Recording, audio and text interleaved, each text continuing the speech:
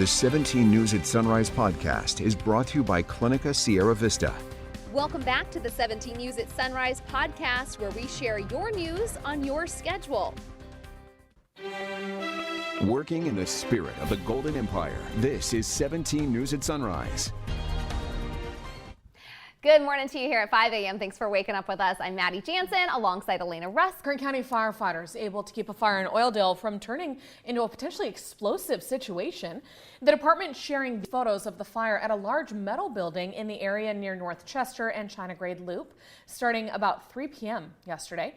It took nearly 24 firefighters to put out those flames. They were able to keep the fire from spreading to nearby oil tanks, tires, and vehicles.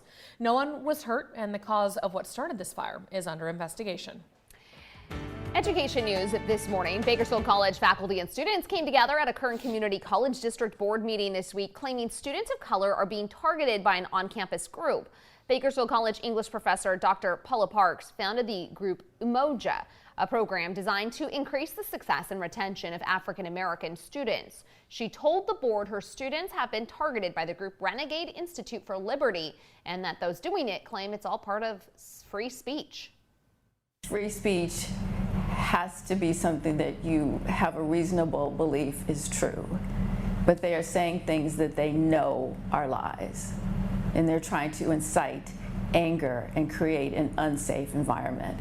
And my students deserve to have a safe, supportive environment in which to learn. Many came to the board on behalf of those students, asking trustees to address racism on campus and terminate professors who've made it unsafe for students of color. We reached out to multiple faculty members with Renegade Institute for Liberty via phone and email for comment, but we did not receive a response as of news time. All right, now to your 17 Court Watch. A woman who police say admitted to shooting her boyfriend last year, saying he had assaulted her, has been charged with murder. This is according to court documents obtained by 17 News. 31-year-old Connie Alvarado Romero was arrested after the deadly shooting of Jose Luis Hernandez Laureano, but she was later released as the case was investigated further. Laureano shot and killed November 2021 on Latham Street, north of Niles. According to a probable cause declaration, Alvarado Romero says she and Laureano got in a fight and she shot him as he walked away. Your time now is 5:05. And a man charged with first-degree murder for a shooting earlier this week has pleaded not guilty. 40-year-old Kevin Brown is accused of shooting and killing 57-year-old Jack Owen Early Jr. Investigators say it happened Tuesday evening on Cranbrook Avenue in Northwest Bakersfield. Brown has no prior criminal record in Kern County, according to court records. He's being held without bail and is due back in court February 22nd. Longtime Kern County firefighter Mark Schmidt has been laid to rest. The 61-year-old lost his life last month after battling cancer for several years.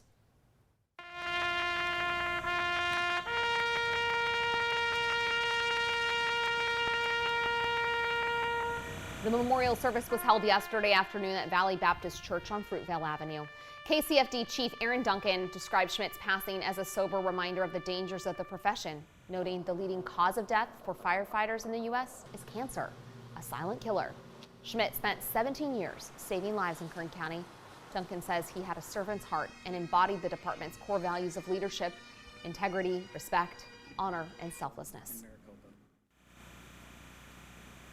Yet Mark was much more than a firefighter.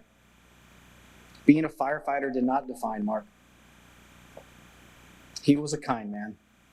He was jovial, but don't get me wrong, he was straightforward.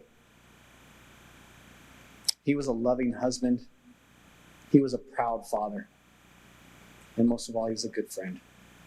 In lieu of flowers, a GoFundMe for Mark Schmidt has been set up for anyone wishing to contribute to medical or funeral expenses. And you can find a link on our website, kget.com. Now to a signature issue here, Kern's Sober Reality. The California Highway Patrol will be holding a DUI checkpoint tonight. It's happening in an unincorporated area of Bakersfield between the hours of 7 p.m. and 2 a.m. Research shows that crashes involving an impaired driver can be reduced by up to 20% when well-publicized DUI checkpoints are held consistently. Well, you may remember the story we brought you yesterday of the little girl battling cancer who got to be a Rams cheerleader for a day. We've learned that little girl is from Bakersfield. 1, 2, 3. A dream come true for 8-year-old Delilah Loya. She was on the field with the LA Rams cheerleaders earlier this month. She has stage 4 neuroblastoma, and she's undergone more than 24 rounds of chemo in the last 2 years. Now to news around the nation. Cases of COVID and other respiratory viruses rising as Americans are getting together for the holidays. The White House urging people to take caution. NBC's Bree Jackson is in Washington with the latest on the tripledemic. As Americans prepare to gather for the holidays, there are fears about rising flu cases. The toughest part is the not breathing, the loss of breath. Health officials say the flu is hitting harder and earlier than any time in the past decade. Recent CDC data shows 44 states reporting high or very high flu activity. The surge comes as COVID cases rise. And while COVID isn't the disruptive force it once was, we are focused on ensuring that the U.S. is prepared for this winter, no matter what the virus throws at us. Across the country, health professionals are warning of a tripledemic, raising concerns about COVID, the flu, and RSV, which experts say has peaked but is declining. But nationally, there's no question in my mind RSV is heading down. To combat the spread of respiratory viruses, the White House is urging people to get flu and COVID vaccines. It is important. We know it works. And reminding Americans to remain vigilant. The reason for wearing a mask and hand washing, yes, it's to help with COVID, but it really, really works well against some of these other pathogens. And that's the thing to keep mindful of, that there's a lot circulating right now as we head into the winter. Just gonna keep my mask on. That's it, because I'm not trying to get sick. The White House is sending COVID-19 test kits to schools, community health centers, and clinics. The administration is also making available 4 free at-home COVID rapid tests to households who want them. The White House is also encouraging local leaders to get the word out about the importance of vaccines. In Washington, I'm Bree Jackson for NBC News. Here locally, Kern Public Health reporting 1,519 new positive cases and 4 new local deaths. State data shows we have 53 patients hospitalized with COVID-19 and 3 are listed in intensive care units. The Senate approved a bill to ban TikTok from U.S. government devices, and a separate bipartisan bill would ban the popular app altogether in the U.S. Lawmakers fear the popular social media app is a national security risk. It's owned by a Chinese company, and U.S. officials believe user data could end up in the hands of the Chinese government. Neither bill is likely to become law this session, but it all highlights the growing push in government.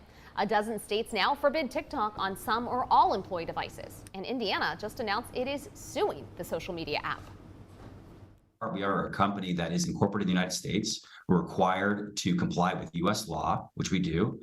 U.S. user data is stored here in the United States, and we're adding additional controls by moving data into Oracle's cloud and having additional checks and balances on what we're collecting, where it goes, to make sure that there's no doubt that U.S. user data is secure. TikTok is among the most visited sites in the world, used by 100 million Americans every month. Lawmakers on Capitol Hill voted Thursday to pass a 1-week stopgap bill to temporarily avert a government shutdown. The measure now goes to President Joe Biden to be signed into law. The Senate voted 71-19, extending the funding deadline to December 23rd after the House passed the bill Wednesday by a vote of 224 to 201. Earlier in the week, leaders reached an agreement on a bipartisan framework for a massive government funding bill, which is designed to address modern needs and prevent U.S. federal agencies from functioning on autopilot. Officials are working on the full-year funding measure and hope to pass it in the coming days before Christmas break to become law. The bill requires a simple majority in the House and at least 10 Republicans to break a filibuster in the Democratic-led Senate. And those votes are expected next week. The 17 News at Sunrise podcast is a production of KGET and Nexstar Media Group. For more on all of the headlines in today's show, head to kget.com.